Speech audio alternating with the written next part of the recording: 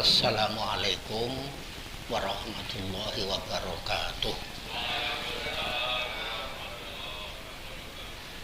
Alhamdu wa syukru lillahi wahdah, wassalatu wassalamu ala rasulillah Muhammad ibn Abdillah wa man wala wa man tabi'ahu bi ihsanin ila yaumil qiyamah. Faqala Allah ta'ala fi kitabil karim wa adzin bin nasi bil haji yaitu karijalan wa ala kulli dhamirin yatina min kulli fajjin amiqin. Wa qala idzan walillahi ala nasi hijjul baiti. Kalau yang di atas al-hajju atau bil haji, kalau yang di bawah hijjul baiti. Walillahi ala nasi hijjul baiti man istata'a ilaihi sabila. Kalih-kalihipun menika pangandikanipun Allah wonten ayat 17 Al-Hajj. Allah ngendikaken bab al-hajju. Wonten surat Ali Imran ayat 97 Allah ngendikaken bab hijju al-baiti. Rata-rata kita memaknainya sama, haji yo haji, hijjul bait yo haji. Wa qala Nabi sallallahu alaihi wasallam buniyal islamu ala khamsin syahadati alla ilaha illallahu wa anna muhammadan rasulullah wa iqamis sholati wa ita'iz zakati wa hijjil baiti. Jadi Allah ngendika hijjul baiti, Rasul nyinggung bab hijjul baiti. Wa hijjil baiti manis tato ilaihi sabila. Rukun Islam itu 5, jangan kaget. Kalau hadis riwayat Bukhari dan Muslim menyebut hijjul bait itu urut keempat, puasa urut kelima. Bapak ibu guru kalau ngajar di sekolahan, seandainya siswa menyebut rukun Islam yang keempat itu hijjul bait atau haji, rukun Islam yang kelima puasa, jangan disalahkan. Urut itu tergantung. Kenapa? Bagi orang semenanjung Arab dan sekitarnya, haji itu lebih ringan daripada puasa. Oke. Sementara kangge tiyang godean, puasa lebih ringan daripada haji. Mula nggih umpama urute 5 6 beda ya dimaklumi. Kanggone kula wae dhewe poso menika enteng ben taun saged, ning haji lebih berat. Bagi orang yang dekat sana, haji itu ringan, lebih ringan daripada puasa. Mula nggih menika.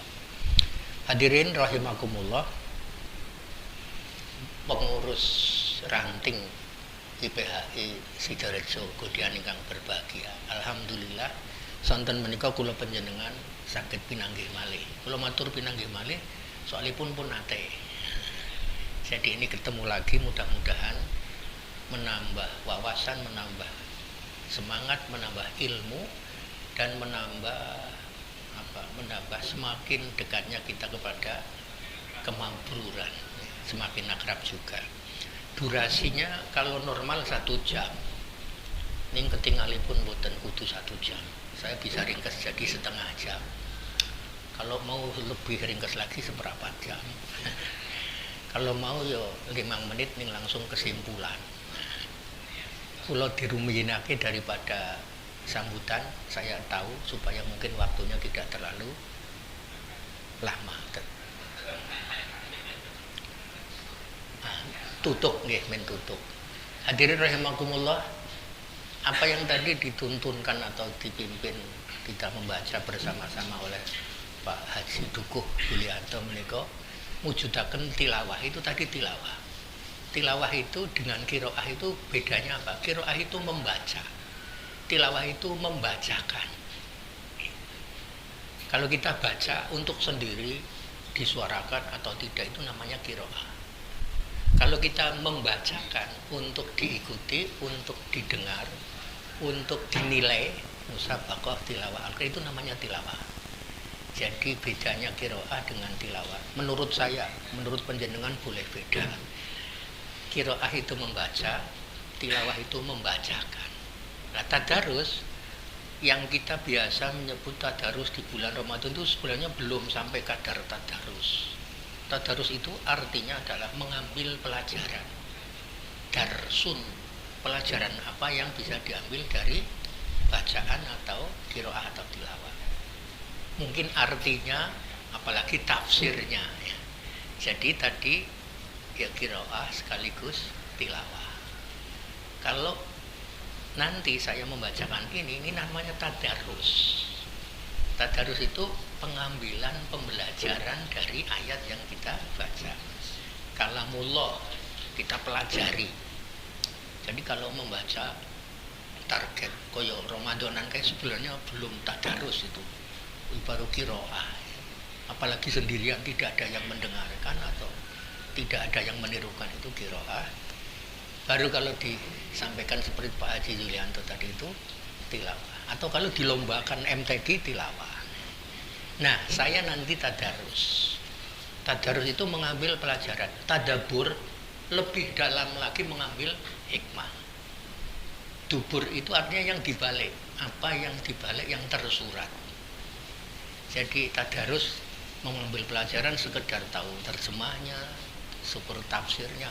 Tetapi kalau tadabbur itu takwilnya, hikmahnya lebih dalam lagi. Jadi qiraah, tilawah, tadarus, tadabbur. Tahfidz itu artinya menjaga. Menjaga apa? Menjaga kalamullah. Dan tugas siapa kalamullah itu dijaga? Tugas Allah. Inna nahnu nazzalna adzikra wa inna lahu lahafidun. Sungguh kami Allah telah menurunkan adzikra Al-Quran. Sungguh menjadi tugas kami untuk menjaganya. Orang-orang yang menghafal Al-Quran itu adalah menjaga, melaksanakan tugas Allah dalam menjaga kemurniannya. Maka luar biasa. Membaca bagus. Sak rupa-rupa maca ono ganjarane. Maca ke bagus lagi, ada diikuti, didengar, direnungi. Syukur tadarus dipelajari, tadabbur diambil hikmahnya. Tahfidz dihafalkan. Maka ibu bapak saudara sekalian, sore ini dengan 1-2 ayat pendek, setugel-setugel, saya akan menyampaikan hikmah hijjul bait. Hikmah itu artinya apa? Hikmah itu pengetahuan yang mendalam atau kebijakan. Hikmah kebijaksanaan. Ilmu tetapi lebih dalam lagi. Karena ilmu hanya menjadi bagian. Hikmah itu unsurnya 4. Ilmu, amal, dakwah, sabar. Itulah hikmah. Dalam bahasa desain instruksionalnya, hikmah itu artinya pembelajaran. Jadi kita belajar lebih mendalam lagi, ketahui ilmunya, kemudian kita sak mampune diamalkan ilmu yang diamalkan, namanya ilmu yang amaliyah, amal yang menjadi ilmiah. Kalau sudah amal ilmiah, ilmu amaliyah, nikmatnya jangan dinikmati sendiri, tapi diajak. Maka didakwahkan ilmu, amal, dakwah. Mengamalkan ilmu, mencari ilmu, mendakwahkan ilmu butuh kesabaran. Maka 4 unsur dari hikmah itu: ilmu, amal, dakwah, sabar. Sabar golek ilmu, ini termasuk panjenengan saat menikah. Wis kaji sekian tahun yang lalu isih golek ilmu haji. Ini kan kesabaran luar biasa. Karena haji itu kalau di sekuen itu urutan. Ilmunya haji itu ada ilmu prahaji, qoblal haji. Panjenengan rikala dereng haji menika dibimbing manasik, belajar sendiri oleh KPIH dan sebagainya. Itu prahaji atau qoblal haji. Setelah panjenengan masuk embarkasi, apalagi sampai sudah di Arab Saudi sana, sampai pulang itu namanya intra haji atau ingdal haji. Jadi qoblal haji, ingdal haji. Qoblal haji itu untuk bekal. Qoblal haji itu bekal ilmu. Ingdal haji itu pedoman. Jangan sampai amal ibadah manasiknya itu panjenengan marang dhewe. Kemudian sekarang tahap yang ketiga, tahap finish, tahap menentukan, yakni ilmu ba'dal haji. Untuk evaluasi, melihat kembali rukun Islam yang kelima, nek tenggen puji-pujian rikala panjenengan kula alit menika munggah haji ing Baitullah lamun kuwasa maring dedalane sarta ilmune haji. Jadi istitaah itu kuwasa perjalanannya ke sana dan ilmune ya kuwasa. Maka ilmu tentang haji meskipun panjenengan sudah melaksanakan, orang kok berhenti setelah pulang gelar haji dipanggil haji selesai, oh enggak, masih kudu ngaji lagi. Kalau kemudian diketahui ada yang tidak sempurna ketika kita itu ingdal haji atau intra haji, caranya bukan kok kemudian aku tak kaji menyempurnakan, bukan, dengan memperbaiki laku kita, dengan memperbaiki akhlak kita di sana sini. Maka mabrur itu antakuna halatuhu ahsana halatin min qabl wa an yakuna qudwatan li ahli baladihi. Mabrur itu menjadi lebih baik ya, setelah haji. Orang setelah haji kualitasnya menjadi lebih baik, itu mabrur. Kalau bar haji orang lebih baik ya diragukan kemabrurannya. Ya. Ajek ya tidak ada orang yang ajek. Kalau tidak bertambah baik ya bertambah buruk. Wa an yakuna qudwatan li ahli baladihi. Dan orangnya menjadi qudwah. Qudwah itu apa? Qudwah itu apa? Pelopor. Ya. Pelopor. Kalau uswah itu teladan, kalau qudwah itu pelopor. Maka ibu bapak saudara sekalian yang berbahagia, dalam rangka ilmu ba'dal haji, mudah-mudahan terus dalam kita itu menuju kemabruran akan menyokong. Mari kita baca dulu seperti Pak Haji Yulianto tadi menuntun tilawah. Saya persilakan lihat tulisannya, kemudian bersama-sama niat kita tadarus, syukur bisa tadabur. Tadarus itu mengambil pembelajaran, tadabur itu mengambil hikmahnya. Tadabur itu apa yang tersirat ya, dari yang tersurat. Di balik yang tertulis itu maknanya apa? Sejarahnya, ya, kedalamannya, hikmah-hikmahnya. Monggo dipun presani menika ada slide di layar yang terlihat. Belakang kelihatan boten Bu. Ketinggal boten saking wingking. Nah, ini ketinggal ya. Ning kewaos napa boten kayak ketinggal ning boten kewaos. Ya, andai kata tidak terbaca ya didengarkan, saya nanti akan menuntun sak kalimah mboko sak kalimah panjenengan kula aturi niroake, nanti syukur bisa dikaji di rumah. Inilah kelebihannya dakwah berkemajuan kayak begini. Karena ingatan memori kita itu terbatas. Makanya saya hobi ini mboten waton sak-sake niki. Supaya memorinya itu bisa lebih kuat. Kita itu bisa apal lali. Tapi kalau udah kayak begini, disimpan terus, dikuatkan. Niki mohon materi kula edit mbok ping ratusan kali. Monggo Mang Presani lajeng Mang tiroaken. A'udzubillahi minasyaitonir rajim.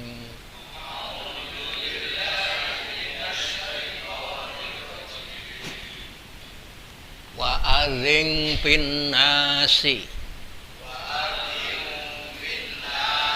bil haji ya'tuka rijalan wa ala kulli dhamirin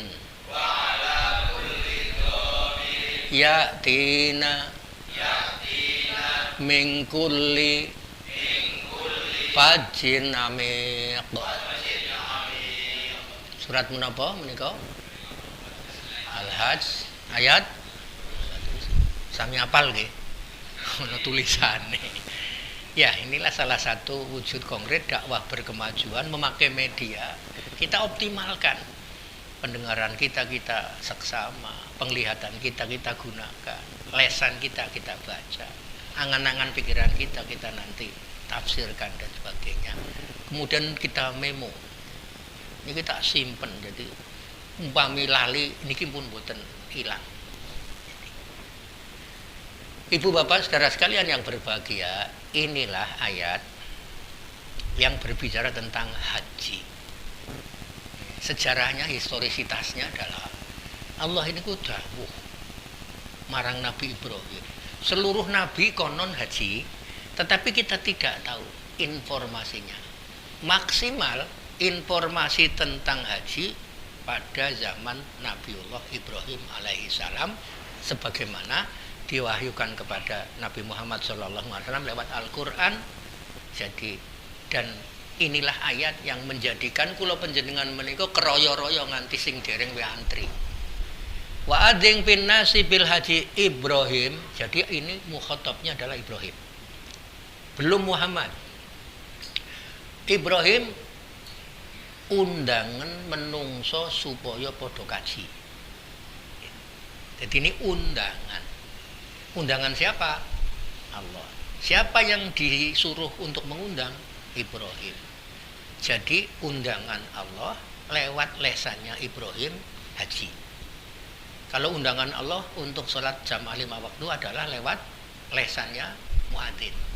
Kalau undangan Allah untuk kita itu sowan keharibaannya meninggal dunia lewat aksinya malaikat Israil. Jadi undangan Allah ada 3. Undangan haji, undangan sholat 5 waktu, undangan untuk mati. Ini undangan untuk haji.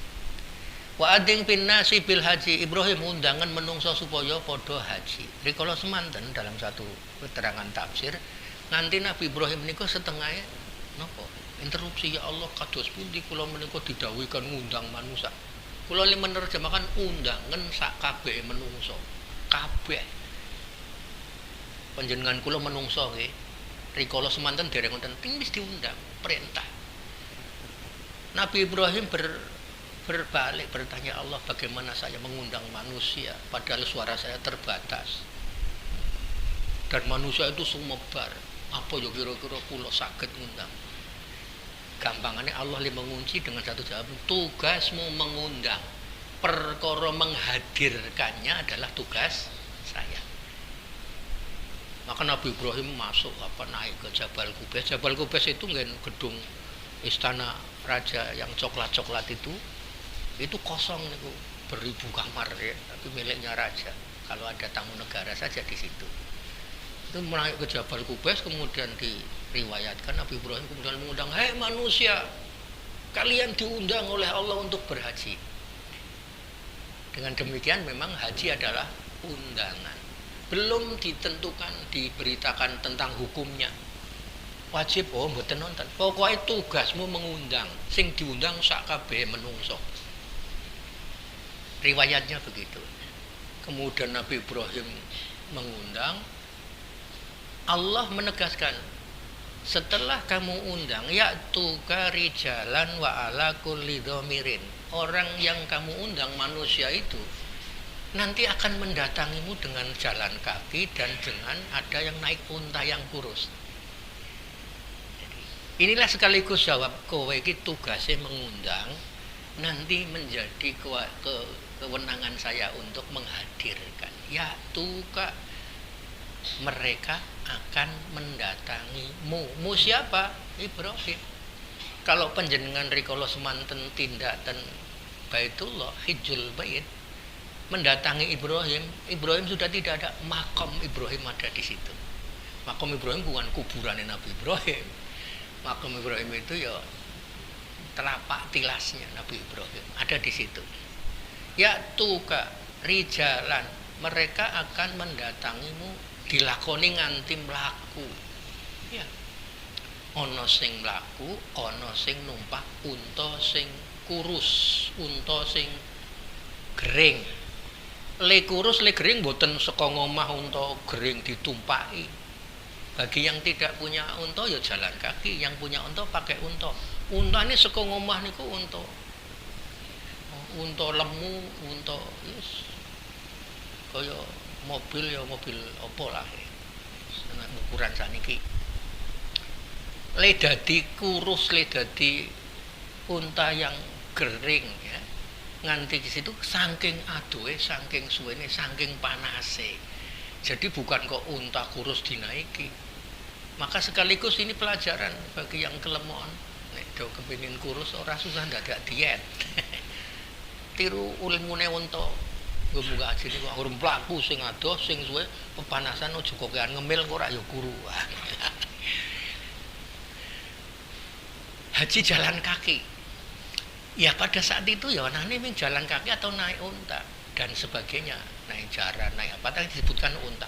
Nek untane kula panjenengan saiki untane sudah super jumbo jet Boeing apa, Airbus yang tidak pakai makan rumput dan kecepatannya luar biasa. Pesawat itu 900-an kilometer. 900-an kilometer per jam. Wus ora kroso. Nanti jarak udara itu 8.000-an kilometer, ya ditempuh kita itu ya dengan 9 jam, 10 jam. Itu untone kula awake dhewe saking dono hudan dumugi Jeddah utawa Madinah. Wala kulli dhamirin. Orang jalan kaki haji itu dulu biasa. Bahkan bukan hanya dulu, sekarang saja 2017 saya masih menangi ada pemuda dari Pekalongan namanya Muhammad Amim, umur 28 tahun. Nah, jalan kaki waktunya hampir 1 tahun. Le antri mboten nganti 30 tahun. Jalan kaki. Naik sepeda biasa. Saniki orang naik haji, naik sepeda pun mboten aneh. Oke, suami istri dan sebagainya. Ya, tapi tidak sampai 1 tahun. 2010 ada sepasang, waktu itu masih belum. Sekarang lerah, saking Kebumen wonten, saking Purworejo wonten, saking pundi-pundi wonten. 2010 ada sepasang anak kembar dari Afrika Selatan naik sepeda, cah loro, cah nom-nom, umur 2 tahun. Sampai di sana melintasi belasan negara, sekitar 9 bulan nyampe.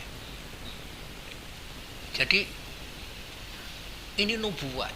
Rasulullah menyampaikan, diberi wahyu oleh Allah bahwa kakek nenek buyutnya namanya Nabi Ibrahim itu didhawuhi supaya mengundang, dan sampai sekarang ternyata memang undangan itu nyata sekali. Saya ketika di sana itu merenung, ya Allah, sekiranya Nabi Ibrahim tidak didhawuhi untuk mengundang manusia berhaji, orang mungkin aku tekan kene. Terus panjenengan misalnya, kenapa sampean bisa sampai ke sana? Karena diundang. Dan kenapa kemudian nganti antri? Karena memang peminatnya luar biasa. Ya tu kari jalan wa ala kulli dhamirin yatina min kulli fajjin amiqin. Nanti Ibrahim, kalau kamu sudah mengundang manusia, maka manusia yang kamu undang itu akan berbondong-bondong mendatangimu. Itu kalau tambahi berbondong-bondong. Nyatanya saat ini berbondong-bondong. Berbondong-bondong mendatangimu. Yatina min kulli fajjin amiqin. Mereka itu datang dari setiap lorong yang sangat dalam, melukiskan tempat yang sangat jauh. Ya Allah, zaman semonten loh, 1400 tahun yang lalu loh. Ketika penjenengan mungkin sini Jogja saja sudah dianggap jauh. Nek Mekah tekan Godian apa ya ora ado. Ling lukis kan bukan lagi tempat yang sangat jauh, lorong yang sangat dalam. Ya tina min kulli fajjin amiqin. Wis saka ado-ado dorono sak donya nganti saiki kelihatan antri. Kenapa harus antri? Ya enggak mungkin. Sak musola ini misalnya kapasitas maksimalnya 200 wong kebak. Coba Pak Bardi nek jenengan 20.000 wong. Ora mungkin. Maka inilah ayat yang menjadikan kita itu kesengsem. Menjadikan kita itu pernah ke sana pun tetap kepengin mriko melih. Do kapok mboten ten Mekah. Nek sing kapok ya kuwi tandane ora mabrur kuwi. Inilah ayat yang betul-betul 3.000 tahun yang lalu. Ibrahim itu jaraknya dari kita sekarang itu 3.000 tahun yang lalu. Dan Nabi Muhammad itu jaraknya 1.400 tahun yang lalu. Kemudian haji itu menjadi syariat Nabi Ibrahim yang dijalankan run-temurun sebenarnya. Run-temurun anak cucunya Nabi Ibrahim. 1.400 tahunan, 1.500 tahun kemudian anak cucu buyutnya dari Ismail namanya Muhammad Sallallahu Alaihi Wasallam itu kemudian sebagai Rasul membangun kembali atau merekonstruksi. Haji itu konstruksi Ibrahim, Rasulullah kemudian merekonstruksi. Kalau Nabi Ibrahim disuruh mengundang manusia supaya berhaji, maka Rasulullah diberitahu oleh Allah, walillahi 'alan nasi hijjul baiti man istata'a ilaihi sabila. Hijjul baiti, hijjul baiti. Kalau ini al-haji. Jadi haji itu syariat Nabi Ibrahim. Kemudian dibangun kembali syariatnya oleh anak cucunya, buyutnya, Nabi Muhammad. Wujudnya sudah bukan haji only, bukan hanya haji, tapi hijjul baiti. Hijjul bait itu haji di dalamnya. Tetapi ada alternatif lain. Kalau haji hanya di musim haji, gitu, Dzulhijjah, ada orang hijjul bait mengunjungi Baitullah itu di luar musim haji. Namanya haji kecil alias umroh. Jadi umroh itu haji tapi kecil karena tidak di musim haji. Dan ini syariat Nabi Muhammad SAW, haji plus. Ada haji di musim haji. Bisakah haji di luar musim haji? Tidak. Kalau tidak musim haji, bisakah mengunjungi Baitullah? Bisa. Tidak haji, tapi haji kecil, namanya umroh. Al-Hajju Arafat, haji itu wukuf di Arafah pada tanggal 9 Dzulhijjah. Sementara hijjul bait bisa haji di musim haji atau karena tidak musim haji umroh. Makanya watimul hajja wal umrota lillah. Jadi ibu bapak saudara sekalian, sesungguhnya teman-teman kita yang sekarang berhaji pun sesungguhnya bukan naik haji tok. Mereka itu adalah naik haji dan umroh. Haji dan umroh itulah hijju al-bait. Hijju al-bait itu mengunjungi al-bait. Al-bait itu Baitullah. Baitullah itu Ka'bah. Jadi visitasi Ka'bah. Kalau haji fokusnya di wukuf di Arafah. Kalau hijjul bait fokusnya di Ka'bah, yakni tawaf. Kalau musim haji ya aja ming umroh. Karena eman-eman wong teko kono musim haji kok ming umroh. Wah, yo ngoyo woro. Tapi kalau ke sana tapi tidak di musim haji, ya umroh. Fokusnya adalah at-tawaf. Orang umroh ke Arafah mboten? Ke Arafah iya, tilik Arafah. Tapi tidak wukuf di Arafah. Ke Mina mboten? Ya ke Mina, tilik Mina. Ora ya ora apa-apa, ning ra ya wis tekan kono paling ora perlu. Ya, delok atau tilik. Tilik Mina pas umroh niku angsal ganjaran apa mboten? Ayo ming wisata, wisata Mina, wisata Arafah. Tetapi wukuf di Arafah di musim haji nganti ora wukuf di Arafah, hajine ora sah. Jadi itulah yang saya maksudkan dengan pembelajaran hijjul bait. Hikmah hijjul bait. Sesungguhnya yang sekarang itu kita jadikan rukun Islam itu hijjul bait. Bukan sekedar haji, tapi dudu berarti tidak haji. Karena hijjul bait itu di dalamnya ada haji. Hijjul bait itu visitasi Ka'bah, mengunjungi Ka'bah. Al-bait itu Baitullah, Baitullah itu Ka'bah. Dan fokusnya di tawaf. Dan tawaf itu adalah istighfar. Ketika kita itu dipanggil oleh Allah, karena kita itu manusia, semuanya dipanggil. Semua manusia itu sudah dipanggil. Maka saudara-saudara kita, kalau ada yang sudah waktune jane mriko ning dereng kok alasane muni karang aku durung dipanggil. Kleru niku.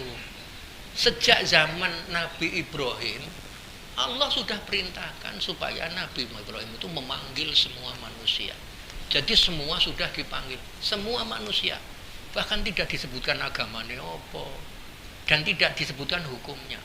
Tapi ketika rekonstruksi Nabi Muhammad kemudian mewajibkan hijjul bait, dipanggil semua oleh Nabi Ibrahim, diwajibkan lewat syariat Nabi Muhammad, tidak semua, tapi terseleksi, yakni manistato'a ilaihi sabila.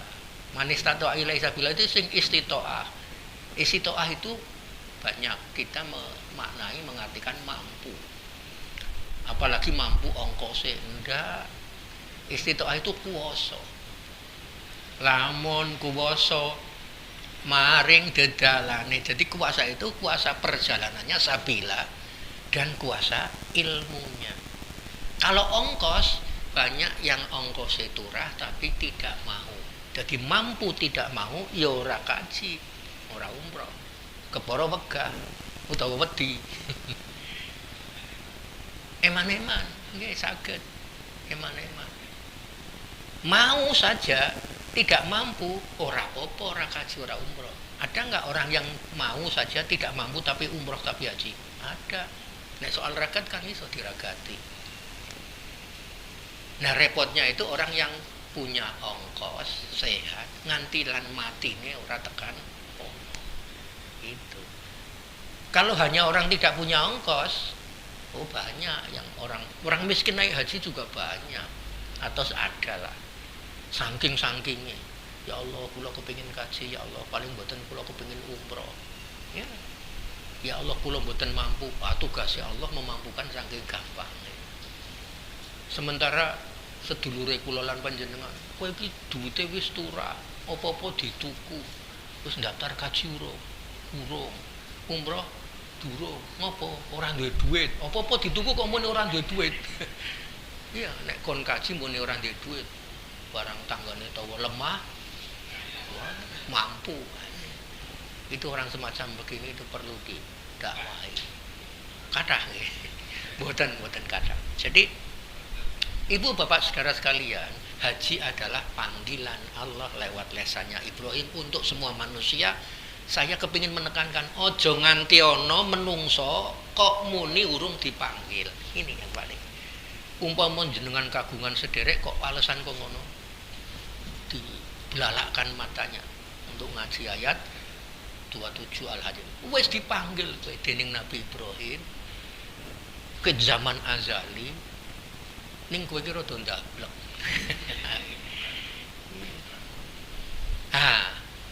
Anak cucu buyutnya Nabi Ibrahim, Muhammad sallallahu alaihi wasallam kemudian merekonstruksi membangun kembali syariat haji itu, tapi sudah bukan haji persis Nabi Ibrahim. Ya manasiknya berbeda. Syariat haji Nabi Ibrahim ya, semua nabi ya. Ning panjenengan coba bayangkan, apakah hajinya Nabi Ibrahim itu memakai lempar jumroh? Mboten, sing dilempar setan temenan. Ya. Kalau kita merekonstruksi lemparan setan, tapi tidak boleh diniati melempar setan. Walaupun di dalam buku-buku panduan itu ada Bismillahirrahmanirrahim, Allahu Akbar, Rajman lis sayatin. Itu kula jane kok isih ana nyebut-nyebut setan, mung sing dilempar wis dudu setan. Rajman lis sayatin. Setan kuwi karo muni ngono misalnya. Jebulane Pak Yuli ning ora pas. Bablas lewat kena Pak Yuli, tes Pak Yuli ngerti. Sing lempar kula dibalas padha-padha setan dadak. Sebenarnya kita tidak boleh niat melempar setan. Itu sudah simbolisasi. Apakah manasik hajinya zaman Nabi Ibrahim itu pakai sa'i? Mboten, wong sa'i itu rekonstruksi istrinya Nabi Ibrahim, Siti Hajar itu berlari-lari. Di tempat sa'i itu kita merekonstruksi. Jadi bisa jadi syariat hajinya sama, tetapi manasiknya tidak sama. Jadi jangan bayangkan Nabi Ibrahim itu di masa lari-lari kecil, boten. Tapi ya kemudian Nabi merekonstruksi litakhudhu anni manasikakum li'anni la adri la alila ahuja ba'da hijjati hadza. Nabi itu wanti-wanti, Nabi likaji sepisan tok til. Dan di semua tempat di waktu tertentu di mana perlu beliau menegaskan, hendaklah kamu bermanasik itu seperti yang saya contohkan ini. Jalaran aku ki ora ngerti, tau ngarep ki aku iso kaji ora. Nyatane mboten. Sekian bulan setelah haji wada Nabi sedo dan satu-satu kalinya.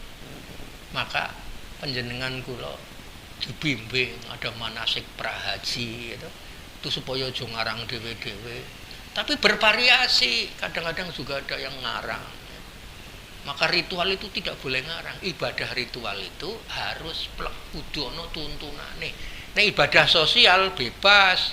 Nabi itu kalau ditakoni bab ibadah sosial, misalnya Nabi kados pundi milih bibit kurma sing paling apik. Nabi kados pundi ngawinke unta ben hasilnya. Oh, Nabi tidak kemudian tunggu wahyu ngarang, enggak. Nabi jawabnya antum a'lamu bi umuri dunyakum. Kamu itu lebih tahu urusan duniamu, rasa takon aku. Tapi kalau soal ibadah ritual, ojo ngarang, ojo gawe-gawe. Makanya para jamaah haji sekalian, wong sing cetha dituntun ke nek panjenengan badhe nindakke we kurang energi, kok yo ngarang-ngarang sing ora dituntun kok iki. Kurang gawean. Nanti bab sepele. Saya itu ada pengalaman. Adzan itu ibadah ritual apa ibadah sosial? Ritual. Wis toh ora susah ditambah, ora usah dirubah kecuali yang khilafiyah. Tapi coba lihat variasi model adzan itu sekarang. Saya beberapa tahun yang lalu itu sholat Jumat arep khutbah muadzine ndak a'udzubillahi minasyaitonir bismillahirrahmanirrahim. Allahu akbar, Allahu akbar. Itu adzan plus ta'awud plus basmalah niku. Baca ta'awud, baca basmalah boleh enggak? Ya boleh. Ning aja dicethake. Kurang apa? Allah itu sudah bismillah.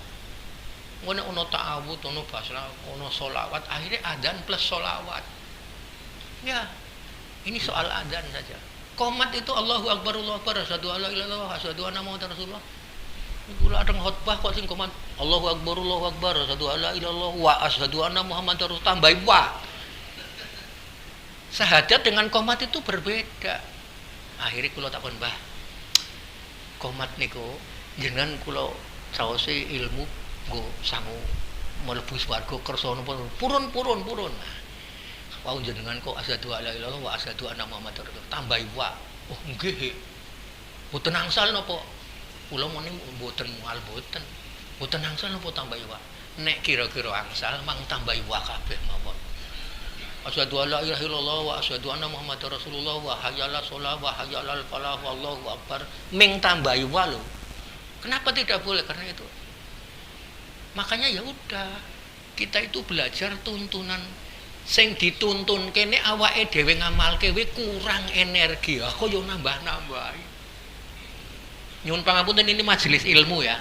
Ini majelis ilmu. Saya tidak bermaksud mempersoalkan khilafiyah. Majelis ilmu kudu ditekake. Beda pinemu ora paham terserah. Basmalah saja sudah basmalah plus ta'awud, plus sholawat, plus baca Al-Quran. Kula nek wonten sing ngamalke kula ora wani-wani, ning nek ten majelis ilmu tak tekake. Arep adzan ndadak a'udzubillahi minasyaitonir bismillahirrahmanirrahim. Subhanallah walhamdulillah wala ilaha illallah. Kusuban. Allahumma sholli wa sallim wa barik ala sayyidina Muhammad. Isi tambahi Al-Quran wa qulil hamdulillahi lam yattahid waladan wa lam yakul lahu syarikun fil mulki wa lam yakul lahu waliyyun minadh dhulli wa kabbirhu takbira. Baru Allahu akbar, Allahu akbar. Yo itu azan plus itu. Yo ya bagi yang paham tolong dipahami. Sudahlah, Allahu akbar, Allahu akbar. Ojo ditambahi. Saya juga beberapa waktu yang lalu ditanya tentang doa habis adzan. Pertanyaan, doa bar adzan itu hukumnya napa Ustaz? Hukumnya sunah. Tapi tidak disunahkan, dikeraskan. Ya sudah, baca saja. Masjidil Haram, Masjid Nabawi pernah Allahumma robba da'wati tamah. Kecuali untuk niat mendidik. Misalnya saya pernah dalam satu kesempatan praktek mengajar di salah satu komplek sekolahan. Ada SD Muhammadiyah, SMA Muhammadiyah, habis adzan luhur merenggeng kaya tawon. Allahumma robba da'wati tamah. Nah, itu niatnya untuk membiasakan mengajarkan, tidak apa-apa. Dan ini harus dijaga. Sama seperti syariat hajinya Nabi Ibrahim, ketika sampai 1500 tahun kemudian, zaman anak cucu buyutnya Muhammad diutus, syariat haji itu rusak. Kenapa rusak? Karena mubalek dai-nya berkreasi atau gawe-gawe. Apakah mereka berusaha merusak? Enggak. 1 tahun sebelum haji Nabi wada itu tawaf masih telanjang, wudo bu. Di seputar Ka'bah 360 patung. Di sofa ada patung, di Marwah ada patung. Sampai jamaah atau sahabat Nabi itu nggak mau sa'i. Maka turun ayat an yatawafa bima. Ya. Maka ayat turun itu tidak mengapa kamu bersa'i berlari-lari kecil. Kenapa sampai terjadi tawaf telanjang? Bukan penistaan agama, bukan niatnya ben rusak, mboten niatnya para mubalek lho niku. Para ulamanya kala itu, yang ulamanya ya sebelum Nabi diutus kemudian menyempurnakan. Para ulamanya untuk tawaf saja telanjang, bukan semata-mata rusak, semata-mata karena menanamkan kepada jamaahnya awake dhewe iki mubeng ing daleme Gusti Allah menika suci. Awake dhewe iki pakaiane reget, kulino nggo gawe dosa, awake dhewe kan dosa. Mosok arep ngubengi Ka'bah kok nganggo klambi sing biasa nggo tumindak dosa. Akhirnya mubaliknya ulamanya menganjurkan supaya lepas pakaian. Jadi kalau ada informasi atau ada kabar sejarah bahwa masih terjadi tawaf telanjang, bukan semata-mata akon wudo ben ngelek-elek agama mboten. Itulah maka memang terjadi betul-betul penyimpangan, bukan semata-mata karena penistaan agama, tapi karena ulamanya berkreasi melaksanakan dengan bertambah pertimbangan awake dhewe iki kudu gembleng niku ya orang soal pakaian kita itu tidak suci seperti itu. Ini terjadi. Maka kemudian direkonstruksi Nabi Muhammad, saya akan haji, tidak boleh orang musyrik ikut. Ya, maka di haji wada itu pertama kalinya. 1 tahun sebelum haji wada ada haji Abu Bakar itu masih bersama orang musyrik, bersiul-siul. Dan itu ulamanya yang jangankan zaman haji wada, belum lama saja ada yang umroh di situ malah nyanyi-nyanyi Indonesia tanah airku. Nggih, heboh geger ninggon masa jamaah haji Indonesia yang cinta NKRI harga mati. Indonesia tanah airku, Pancasila, satu ketuhanan yang Maha Esa. Dan kayak gitu itu bukan oleh orang awam, itu oleh pembimbing karena menyatakan NKRI harga mati sama, maka menjadi heboh. Maka marilah kita sama-sama menjaga. Maka meskipun sudah haji, ilmunya tentang haji tetap kudu terus dikumpulkan barang selapan sepisan begini. Kadang-kadang merembuk tentang ilmu tentang haji mabrur. Panjenengan sedaya sampun haji cetha. Siapa yang menjamin bahwa haji kula panjenengan itu mabrur? Kula matur, siapa yang menjamin? Siapa yang tidak ingin? Tidak ada juga. Kabeh pengin mabrur, nek ming pengin. Dan mabrur itu bukan seperti gelaran haji. Haji Yulianto mabrur misalnya, ndak bisa, bukan. Wong Haji Yulianto saja itu sebenarnya tradisi kok. Itu tradisi budaya. Ya tradisi budaya karena sudah berurat berakar dan kita nikmati ya ora apa-apa. Asal ilmune dingerteni. Nabi Muhammad itu ora Haji Muhammad sallallahu alaihi wasallam juga. Tapi di kita di Asia Tenggara menjadi tradisi. Mula panjenengan misalnya tidak dipanggil haji ya ora sah nesu.